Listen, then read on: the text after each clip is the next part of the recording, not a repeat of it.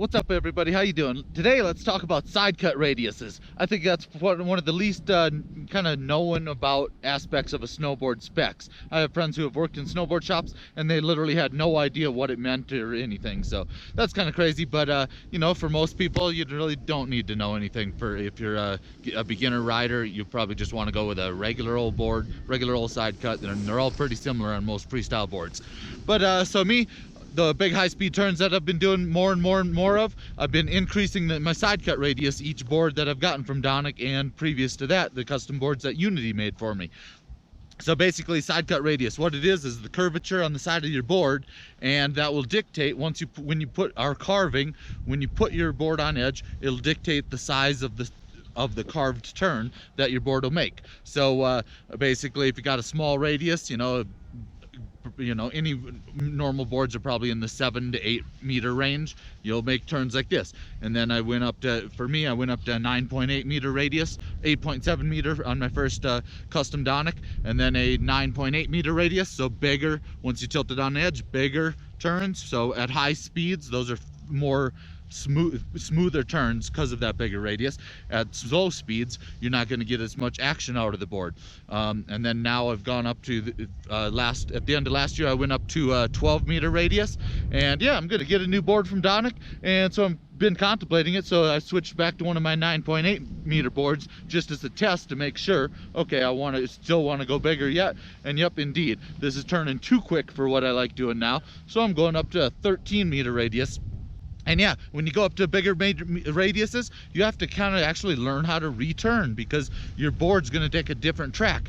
When the first time I demoed a Donick Saber SRT, one of their real elite level board across boards, it had a 14 or 15 meter radius, and I was just, I was turning, doing what I do always, but the board almost took me and ran me off into the trees. And so yeah, a lot of people, if they got on a big meter radius, they'd be like, this board doesn't turn. Well, it turns, it's just big turns. So you got to be able to learn how to manipulate it, right? And for me, basically, that means bending my knees longer into each turn until the nose of the board's pointed downhill, and then pushing off of the board and extending my legs. But otherwise, if I did my normal turns, basically the board would keep going out, and I would directing my upper body down the hill, and all of a sudden my legs were fully extended, and I couldn't get any action out of the board to turn then. So I'll make a couple turns, but I think I got to draw this out on a whiteboard at home. So let's go there.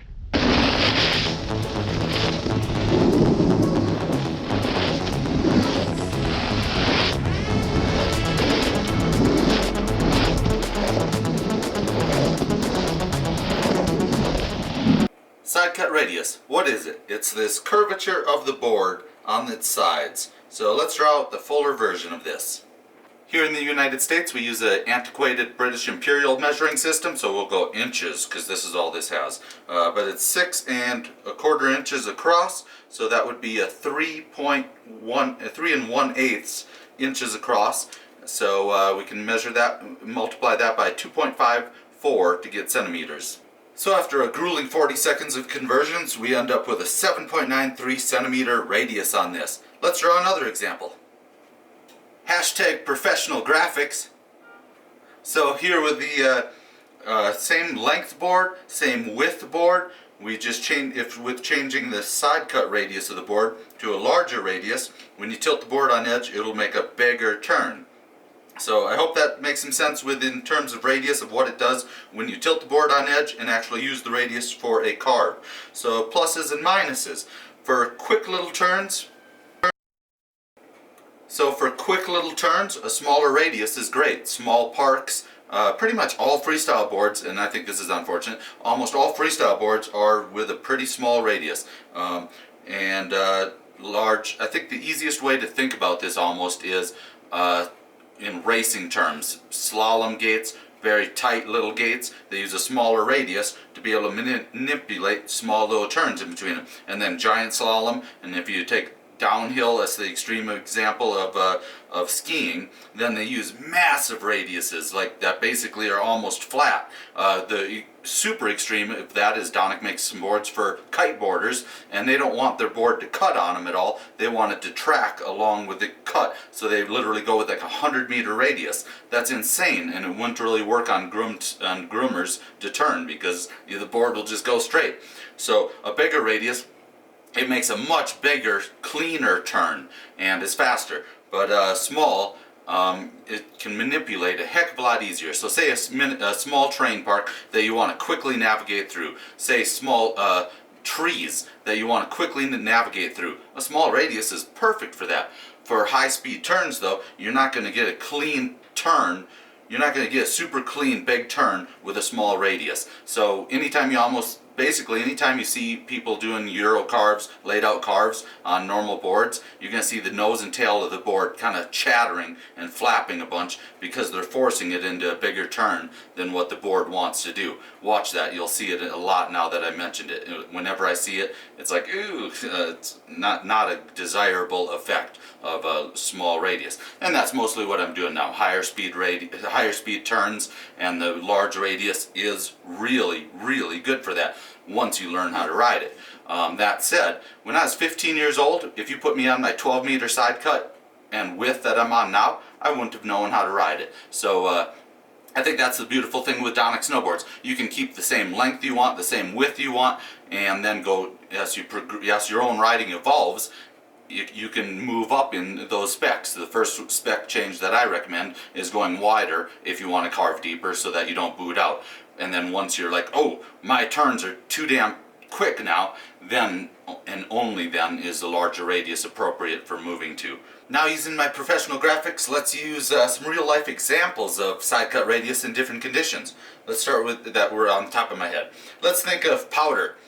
Basically, when you're riding powder, you're sinking an edge in and not actually using the Sidecut Radius. There's POW boards out there that have actually a reverse side cut, and it really doesn't matter. From my experience, I've never noticed a side cut radius affect powder riding at all. It's more about just setting your stance back, having a long floaty nose. That's what makes power riding much funner for me. So POW really doesn't matter. Tight trees, absolutely. Larger radius, it's not going to be as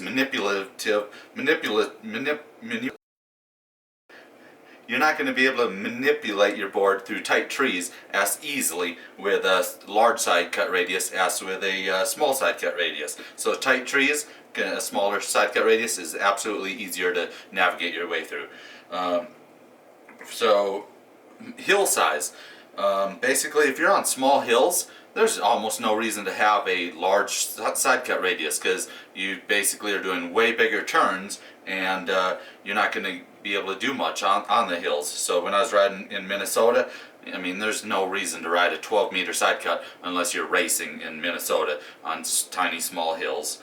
But on big hills out here, when people are cruising, going at high speeds, I think most snowboarders are on way too small of a radius, especially when they're in that 6-meter radius range.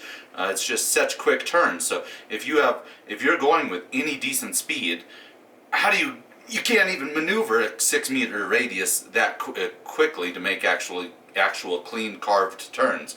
Half pipe. Like I said, when I was 15 and 16, when I was starting to win a lot of contests, the half pipes were 12 foot. I wouldn't have known what to do with my 12-meter radius at that point.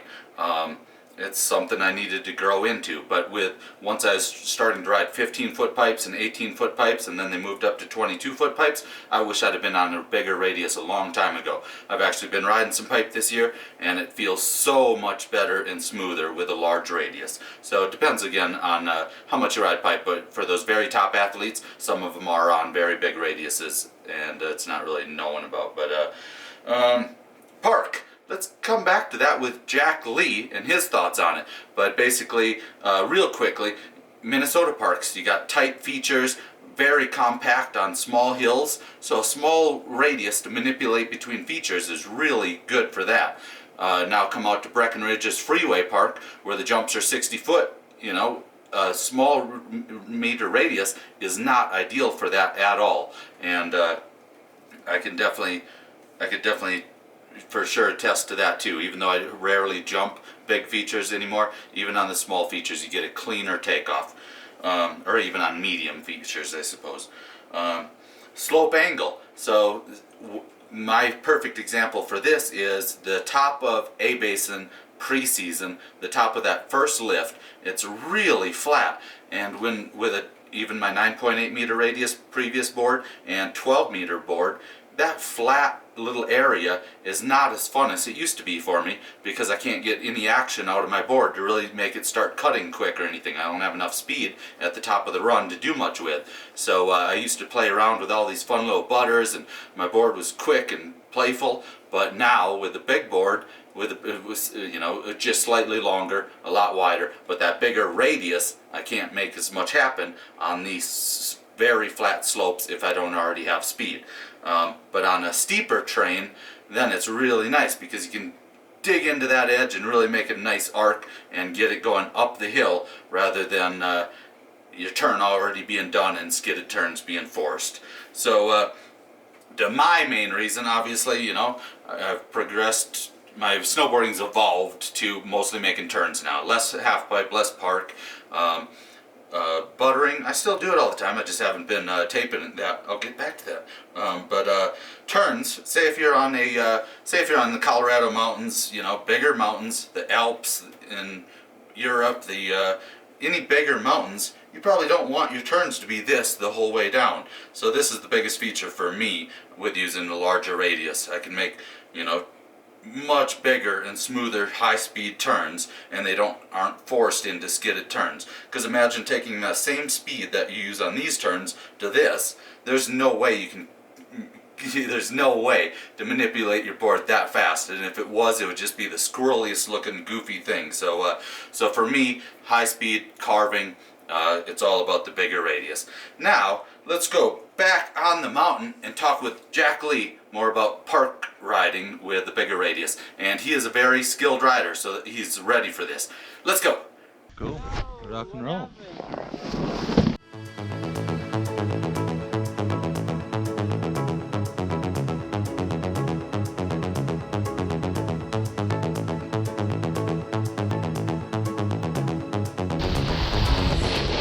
Perfect back 10 though. Yeah.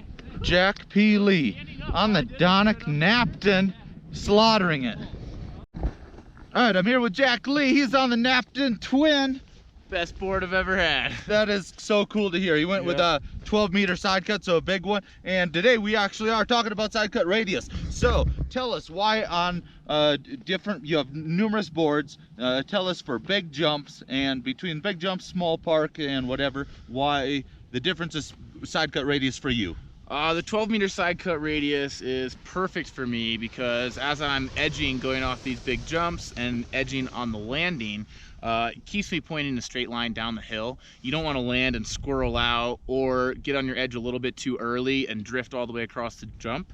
So the longer side cut radius really keeps me safe, and it keeps me in a straight line down the course so I can maintain speed as I'm ripping through the slopestyle course. Cool. And then you also have a you've had other boards with smaller side cut radiuses. Yep. What's the advantage of that for you? The smaller side cut radius is fun carving around, doing more playful turns, but actually as I've gotten better at carving, I've realized the longer side cut radius is keeping me smoother as I'm learning to load my edge a little bit more. So for me, it was a progression. I started with an 8 meter side cut radius and worked my way up to now a 12 meter side cut radius, and really it's my favorite for everything that I ride on the mountain. Cool. And I'll say I think a 12 meter radius is like big for a lot of people. If you're not hitting massive jumps or purposely already doing really big carves, a 12 meter radius is harder to ride. But if you can ride it aggressively, then it has its advantages too. Yeah, hey, thank you for your thoughts, Jack, and I hope that shot came out because that was beautiful. It's a good one. Yeah. Felt good to put her down first thing in the morning. So let's give Jack our best wishes out in. Where are you heading to? Oh, headed out to Waterville Valley for a rev tour this weekend, so hopefully we can put it down just like that. Perfect. Doing a couple contests out there even, right? Double header, so contest Monday, contest Tuesday. Then we'll be back out in Park City and Mammoth. Cool. We'll be rooting you on. All right. Thanks, Jack. Kapow! Kapow! And with a Sidecut Radius, here's Andre. He's on Alpine equipment. I'm actually on Alpine equipment today too. I'm on a pretty small radius for this equipment. He's on a pretty large radius. You don't even know the radius of that. No, I don't. Okay. Actually, it's multiple. So. But nonetheless, he has both boards with kind of more of a slalom feel and bigger giant slalom feels. So basically, let me get this correct. On most any day that it's wide open groomers, you want the large radius, the big high-speed giant slalom turns. Yes, yes. It's fast. It's more like, it's more interesting. It's like more stable on a high speed, especially on a really like blue sky groomers. Yep. So then when I see him at preseason at A Basin, he's not on that equipment because it's just like a small run with a ton of people on it. So then he's on a smaller, much smaller radius and shorter board so that he can easily manipulate around everyone. Yes, exactly. Exactly. When it's like so many people, you have to kind of turn around and like turn faster because there is so much people, and especially at the A Basin, it's kind of bluish slopes, so you have to kind of like, if you want to have fun, you have to kind of turn more, if you like, because on my board, which is like 195, it's basically a couple of turns and you're already down. Yep. So down the hill. So a big radius makes big turns. Small radius can make quick little tight turns. There we had some bonus thoughts with Andre with regards to his Alpine equipment, but it all applies to freestyle equipment too. So now I know I didn't touch on everything. I just thought of what was on the top of my head. So if you have any questions about this, I will do my best to answer every question about Sidecut Radius that I can in this. By no means am I advocating that everyone needs to be on a larger Sidecut Radius. If you're wanting those bigger turns of my style, then if you're making really good deep carves, then absolutely a bigger Sidecut Radius will make funner turns for you because they're smoother and cleaner. So yeah, what questions do you have? Ask away. I'll try to answer them all. Thank you for watching. Happy shredding. I hope this video helped. Smash that like button if you loved it, and my awesome artwork. My graphics are sick. Happy shredding and kapla!